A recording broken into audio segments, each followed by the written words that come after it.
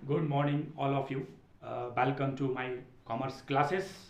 MCom के students के लिए एक नया लेक्चर लेकर के फिर से आ गया हूँ और आज का जो लेक्चर है वो एमकॉम स्टूडेंट्स के लिए कॉर्पोरेट लीगल फ्रेमवर्क।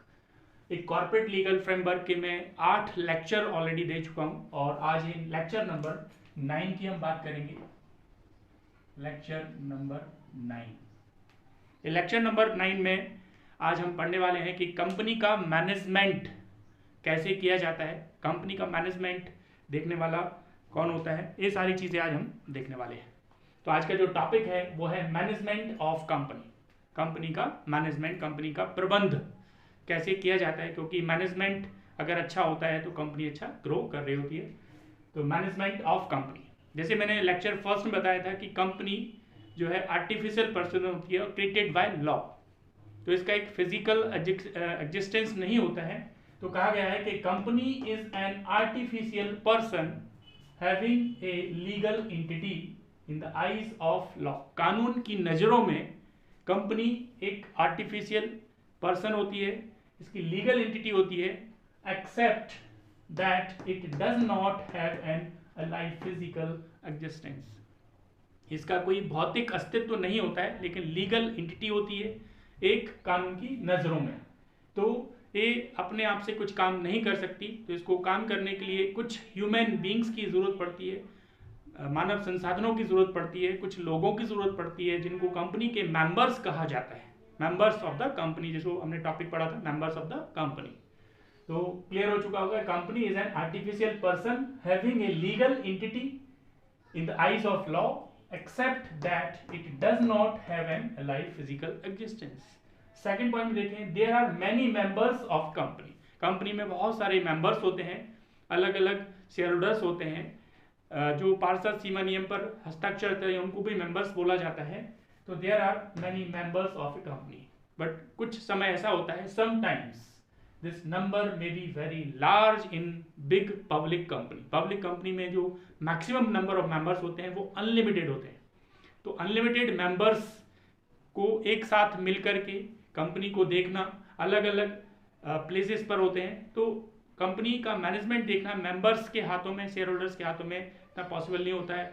कुछ नॉलेज की ज़रूरत होती है, तो वो सब नॉलेज उनके पास नहीं होता है, शेयर होल्डर्स के पास या मेंबर्स के पास। तो मेंबर्स क्या करते हैं, hence the members elect their representative.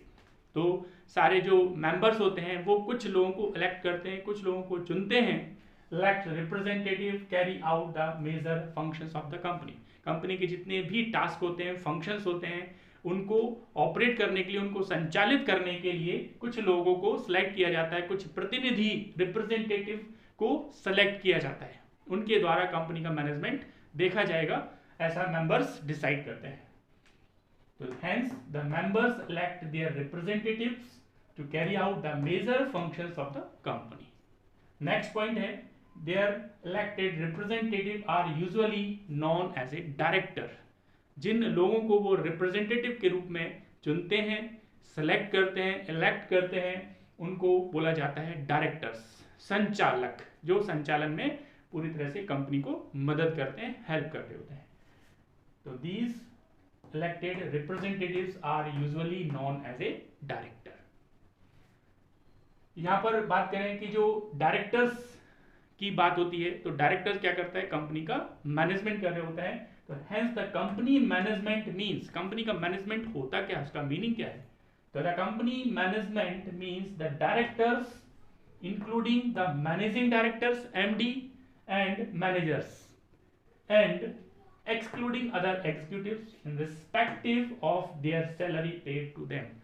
इसके अलावा जो एग्जीक्यूटिव्स होते हैं उनको छोड़ करके जिनको सैलरी का भुगतान किया जाता है, वो सब मैनेजिंग डायरेक्टर्स और मैनेजर्स कंपनी का मैनेजमेंट देख रहे होते हैं। ये डायरेक्टर होता कौन है, डायरेक्टर किसे कहा जाता है। तो डायरेक्टर्स की डेफिनेशन यहाँ पर दिया हुआ है कि director is a person who is responsible. A director is a person who is responsible for directing, governing and controlling the policy or management of a company. संचालक एक ऐसा व्यक्ति होता है जो कंपनी की पॉलिसीज को डायरेक्ट करता है, गवर्न करता है, कंट्रोल करता है, नियंत्रित करता है और कंपनी के मैनेजमेंट को देख रहा होता है। तो डायरेक्टर्स का जो अपॉइंटमेंट्स होता है वो बोर्ड ऑफ डायरेक्टर के द्वारा, मेंबर्स के द्वारा किया जाता है। और जो डायरेक्टर्स होते हैं वो these elected representative usually directors कहलाते हैं। इसके अलावा the such directors are persons through whom the company acts and carries, उनके द्वारा कंपनी अपने जो टास्क होते हैं उनको एक्ट करती है, कैरीज कंपनी बिजनेस को लेकर के आगे चल रही होती है। इसके अलावा these are directors are appointed members of the board of directors. Board of directors के मेंबर्स में से ही कुछ लोगों को डायरेक्टर्स के रूप में अपॉइंट किया जाता है जो कंपनी का मैनेजमेंट देखेंगे। हिज मेन रिस्पॉन्सिबिलिटीज, जो इनकी मुख्य दायित्व होते हैं डायरेक्टर्स के, his main responsibility is to provide a strategic competitive directions to the company by determining and excluding its policies। जो पॉलिसीज होती है उनको डिटरमाइन करना, उनको कैसे डायरेक्ट करना, ये सब मेन रिस्पॉन्सिबिलिटीज होती हैं एक मैनेजिंग डायरेक्टर्स की, बोर्ड ऑफ डायरेक्टर्स की। डायरेक्टर्स गेट देयर पावर्स, जो संचालक होते हैं उनको शक्तियां, उनको पावर्स, उनको अधिकार। Directors gets their power from the company act में जो पावर दिए गए हैं डायरेक्टर्स को कंपनी एक्ट से उनको मिलते हैं। And their articles of the company, जो कंपनी के अनुच्छेद होते हैं, आर्टिकल्स होते हैं, आर्टिकल ऑफ एसोसिएशन होते हैं, तो कंपनी के आर्टिकल से भी उनको पावर दिए जाते हैं डायरेक्टर्स को। As well as various rights, उनको बहुत सारे अधिकार from board resolutions. Board of directors के जो भी नियम लिखे जाते हैं, जो संबंधित काम दिए जाते हैं, वो सारे राइट्स इनको बोर्ड ऑफ डायरेक्टर्स के द्वारा मिल जाते हैं। इसके अलावा हम बात करते हैं कि जब एक कंपनी का मैनेजमेंट होता है तो एक डायरेक्टर काम नहीं कर रहे होता है, बहुत सारे डायरेक्टर्स काम कर रहे होते हैं। तो अलग अलग कंपनियों में, अलग अलग क्लास की कंपनियों में, छोटी कंपनी, बड़ी company, public company, private company, अलग अलग कंपनियों में डायरेक्टर्स की जो नंबर्स ऑफ डायरेक्टर्स होते हैं, अलग अलग संख्याएं होती हैं। तो हम बात कर रहे हैं कि नंबर ऑफ डायरेक्टर्स, सदस्यों जो संचालक हैं उनकी संख्या क्या होना चाहिए या कितनी होती है। तो इसके बारे में कंपनीज एक्ट 2013 में बताया गया है कि कंपनीज के कितने डायरेक्टर होना चाहिए। तो यहाँ पर company to have board of directors, company to have board of directors, एक पूरा समूह, संचालकों का एक समूह कंपनी के अंदर होता है जो अलग अलग लेवल पर काम कर रहे होते हैं। कुछ मैनेजिंग डायरेक्टर्स होते हैं, कुछ डायरेक्टर्स होते हैं, कुछ सब डायरेक्टर्स होते हैं, कुछ ज्वाइंट डायरेक्टर्स होते हैं। इस प्रकार से अलग अलग डायरेक्टर्स होते हैं। तो डायरेक्टर्स के बारे में जो डिटेल में दिया हुआ है वो सेक्शन 149 धारा 149 में दिया है कंपनीज एक्ट 2013। इसमें कुछ अलग अलग अमेंडमेंट होते रहते हैं और एक नया अमेंडमेंट हुआ था, अमेंडमेंट जो एक्ट 2017 में हुआ था, उसमें बताया गया है कि कौन कौन से डायरेक्टर्स होंगे, प्राइवेट कंपनी में कितने होंगे, पब्लिक कंपनी में कितने होंगे, ये अलग अलग बताया गया है। तो lays down various provisions as follows, अलग अलग प्रोविजंस को फॉलोज किया हुआ है।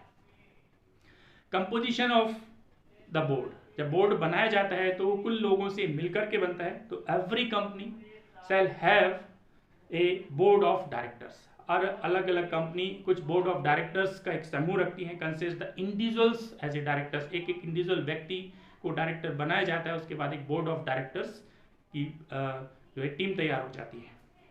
In case of public company, अगर एक आप पब्लिक कंपनी, सार्वजनिक कंपनी की बात करें तो यहाँ पर मिनिमम जो है वो 3 डायरेक्टर्स होना चाहिए और मैक्सिमम 15 हो सकते हैं। इस पब्लिक कंपनी के अंदर मिनिमम 3 डायरेक्टर्स और मैक्सिमम 15 डायरेक्टर्स हो सकते हैं। एक प्राइवेट कंपनी के अंदर, in case of private company, निजी कंपनी में मिनिमम 2 डायरेक्टर्स और मैक्सिमम जो लिमिट है वो 15 होती है।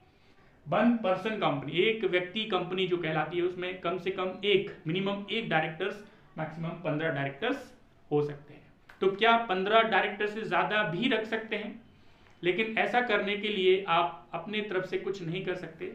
अगर आप चाहते हैं कि company, however the company may appoint more than 15 directors, अगर वो 15 से ज़्यादा डायरेक्टर्स को अपॉइंट करना चाहती है तो आफ्टर पासिंग ए स्पेशल रिजोल्यूशंस, एक अलग उनको प्रस्ताव पारित करना होगा तब कहीं जाकर के वो 15 से ज़्यादा डायरेक्टर्स रख सकते हैं प्राइवेट कंपनी या पब्लिक कंपनीज के अंदर। एक और बात, 1 वुमेन डायरेक्टर्स कि कंपनी के अंदर एक वुमेन डायरेक्टर्स भी रखना ज़रूरी होता है। कुछ कंपनीज ऐसी होती हैं जहाँ पर कंपनीज एक्ट में बताया गया है कि एक वुमेन डायरेक्टर्स भी होना ज़रूरी है। रूल्स 3 और रूल्स 2014 में एक्ट में जो बताया गया है of the companies appointed and qualifications of directors कि किन को अपॉइंट किया सकता है एज ए वुमेन डायरेक्टर्स के रूप में और उनकी क्या क्या क्वालिफिकेशंस होगी, वो कौन सी कंपनीज हैं जो वुमेन डायरेक्टर्स को अपॉइंट करना ज़रूरी होता है। तो रूल्स 2014 में ऐसा लिखा है कि prescribe the following classes of company. ये कुछ क्लासेस ऑफ कंपनीज होती हैं, कुछ कंपनीज हैं shall appoint at least 1 women directors, कम से कम एक महिला संचालक को अपॉइंट करना जरूरी होगा। पहला होता है एवरी लिस्टेड कंपनी, जो सेबी स्टॉक एक्सचेंज में लिस्टेड कंपनीज होती हैं, तो एवरी लिस्टेड कंपनीज को एक वुमेन डायरेक्टर्स रखना पड़ेगा। Second one, every other public company, इसके अलावा प्रत्येक सार्वजनिक company having paid up share capital, ऐसी कंपनी, ऐसी पब्लिक कंपनी जिनकी paid up share capital ₹100 crore और उससे ज़्यादा अगर है, पेड अप शेयर कैपिटल जिससे रजिस्ट्रेशन किया जाता है, अगर वो 100 करोड़ और से ज़्यादा है तो उनको एक वुमेन डायरेक्टर रखना पड़ेगा। या उनका एनुअल टर्नओवर ₹300 करोड़ या उससे ज़्यादा है, तब भी उनको एक वुमेन डायरेक्टर रखना कंपलसरी होगा, रखना ही पड़ेगा। एक होते हैं इंडिपेंडेंट डायरेक्टर, स्वतंत्र रूप से संचालक, स्वतंत्र प्रभार इनके पास होता है। तो every listed public company shall have at least 1/3, जितने भी टोटल डायरेक्टर्स हैं, सपोज 15 डायरेक्टर्स हैं तो उनका 1/3, कम से कम 3 इंडिपेंडेंट डायरेक्टर रखना जरूरी होगा एक कंपनी के अंदर। तो total number of directors as a independent directors का 1/3 पार्ट, एग्जाम्पल के तौर पर 15 डायरेक्टर रखे गए हैं तो कम से कम 5 डायरेक्टर, 1/3 5 डायरेक्टर को ऐसे इंडिपेंडेंट डायरेक्टर के रूप में अपॉइंट करना होगा। फर्दर, सेंट्रल गवर्नमेंट में prescribe the minimum number of, एक केंद्रीय सरकार के द्वारा निश्चित किया जाता है कि कितने जो मेंबर्स रखे जाएं एक बोर्ड ऑफ डायरेक्टर्स में एक कंपनी के अंदर। Independent directors in case of any class और क्लासेस ऑफ पब्लिक कंपनी, वो किसी प्रकार की पब्लिक कंपनी हो सकती है, उसके लिए इंडिपेंडेंट डायरेक्टर्स, जितने भी डायरेक्टर्स कंपनी के अंदर रखे जाएंगे उसका 1/3 1/3 इंडिपेंडेंट डायरेक्टर्स होंगे। ठीक है, तो यहाँ पर ये ध्यान रखना है। रूल्स 4 द कंपनीज, इनको अपॉइंट कैसे किया जाए, इनकी क्वालिफिकेशंस क्या हो ऑफ डायरेक्टर्स। तो at least 2 directors as a independent, कम से कम 2 डायरेक्टर्स तो ऐसे इंडिपेंडेंट रूप से आपको कंपनी के अंदर रखना होगा। इसके अलावा public company having paid up capital of ₹10 crore, ऐसी पब्लिक कंपनी जिनका पेड अप शेयर कैपिटल कितना 10 करोड़ और उससे ज़्यादा है तो उनको इंडिपेंडेंट डायरेक्टर्स रखना पड़ेंगे। इसके अलावा कंपनी हैविंग टर्नओवर, और कंपनी का अगर टर्नओवर 100 करोड़ या उससे ज़्यादा है तो भी उनको इंडिपेंडेंट डायरेक्टर्स रखना जरूरी होगा। The public company which have aggregate outstanding loans, अगर उनका aggregate outstanding loans, debentures and deposits excluding ₹50 crore, अगर 50 करोड़ से ज़्यादा है उनके लोन्स डिवेंचर्स, तो उनको भी इंडिपेंडेंट डायरेक्टर्स की ज़रूरत होती है, उनको रखना पड़ेगा। तो 3 कंडीशंस होती हैं जब इंडिपेंडेंट डायरेक्टर्स आपको रखना पड़ेगा कंपनी के अंदर। ठीक है, तो इस प्रकार से आज हमने देखा कि कंपनी का मैनेजमेंट किनके हाथों में होता है, डायरेक्टर्स के हाथ में होता है, और अलग अलग प्रकार के directors, independent directors, women directors, managing directors, इनके अलग अलग रिस्पॉन्सिबिलिटीज होती हैं, इनके अलग अलग राइट्स होते हैं। तो नेक्स्ट वीडियो में जो डायरेक्टर्स के क्या क्या राइट्स होते हैं वो लेकर के मैं आने वाला हूँ। तो नेक्स्ट लेक्चर का आप बेसब्री से इंतज़ार करते रहेंगे, और मैं जल्दी से जल्दी नेक्स्ट लेक्चर में डायरेक्टर्स के क्या क्या राइट्स हैं, क्या क्या ड्यूटीज़ हैं, क्या लाइबिलिटीज़ हैं। तो आज मैं आपको थोड़ा सा और बताना चाहूँगा कि एक व्यक्ति को डायरेक्टर कब नहीं बना सकते, वो डिस्क्वालीफाई माना जाता है। तो डिस्क्वालिफिकेशंस जो डायरेक्टर्स की होती हैं वो आज मैं आपको बता देता हूँ कि the company act 2013, the companies act 2013 does not lay down any academic, professional and shareholding qualifications for the appointment of person as a director of a company. तो इसके लिए आपको कुछ ऐसी क्वालिफिकेशन की जरूरत होती है, लेकिन सेक्शन 164 सब क्लोज 1 में बताया गया है, a person shall not be eligible for appointment as a director. Section 164 sub clause 1, a person shall not be eligible for appointment as a director of a company does not the following disqualification if he is a unsound mind and stands so disclosed by the competent court के द्वारा उसको इस प्रकार से कि मानसिक रूप से वो स्ट्रांग नहीं है तो उसको डायरेक्टर नहीं बना सकते। If he is an undischarged insolvent, ऐसा दिवालिया घोषित हो गया है और वो पूरी तरह से उभर नहीं पाया है, एप्लीकेशन दिया हुआ है उसने, तो ऐसा इंसॉल्वेंट पर्सन भी डायरेक्टर नहीं हो सकता। He has been convicted by the court of any offence, और किसी अपराध के तहत कोर्ट ने उसको दोषी ठहरा दिया है तो उसको डायरेक्टर नहीं बना सकते। If an order disqualifying him for the appointment as a directors has been passed by the court, अगर कोर्ट ने ऐसा कुछ डिस्क्वालिफिकेशन से संबंधित कोई ऑर्डर पास किया हुआ है कोई ऐसे पर्सन के खिलाफ, तो उसको भी डायरेक्टर नहीं बना सकते। ठीक है, इस प्रकार से if he has not paid any calls of money, अगर उसने कोई शेयर्स की कॉल की मनी पेड नहीं की है तो ऐसे पर्सन को भी डायरेक्टर नहीं बना सकते। तो डायरेक्टर्स के द्वारा कंपनी का मैनेजमेंट देखा जाता है, तो कंपनी का मैनेजमेंट करने के लिए कुछ ह्यूमन बींग्स, मानव की जरूरत पड़ती है जिनको डायरेक्टर बोला जाता है, और कंपनी के मेंबर्स के द्वारा ही कुछ लोगों को इलेक्ट किया जाता है, रिप्रेजेंटेटिव बनाया जाता है, इनको डायरेक्टर बोलते हैं, और ये डायरेक्टर ही कंपनी की पॉलिसीज बनाते हैं, मैनेज करते हैं, कंट्रोल करते हैं, गवर्निंग करते हैं। तो आज हमने देखा कि कंपनी का जो मैनेजमेंट होता है वो डायरेक्टर्स के हाथों में होता है। ये अलग अलग प्रकार के डायरेक्टर्स होते हैं। पब्लिक कंपनी में मिनिमम 3, मैक्सिमम 15, प्राइवेट कंपनी में मिनिमम 2 डायरेक्टर्स, मैक्सिमम 15, और जो 1 मैन कंपनी होती है उसके 1 डायरेक्टर्स और मैक्सिमम 15, और 15 से ज़्यादा अगर है तो स्पेशल रिजोल्यूशन आपको पास करना पड़ेगा, और उससे ज़्यादा भी आप डायरेक्टर रख सकते हैं। तो डायरेक्टर्स के क्या राइट्स हैं, क्या ड्यूटीज़ हैं, नेक्स्ट लेक्चर में लेकर के बहुत जल्दी आने वाला हूँ। और चैनल को अगर किसी के माध्यम से देख रहे हैं और अगर पहली बार देख रहे हैं तो चैनल को सब्सक्राइब करें, लाइक करें और शेयर करना ना भूलें, जो कि कुछ बच्चों को इस प्रकार की पढ़ाई नहीं मिल पा रही है तो उनको भी इसका फ़ायदा मिल पाए। आज के लिए आपका बहुत बहुत धन्यवाद। टेक केयर, घर पर रहें, सुरक्षित रहें। आज के लिए नमस्कार, बाय बाय।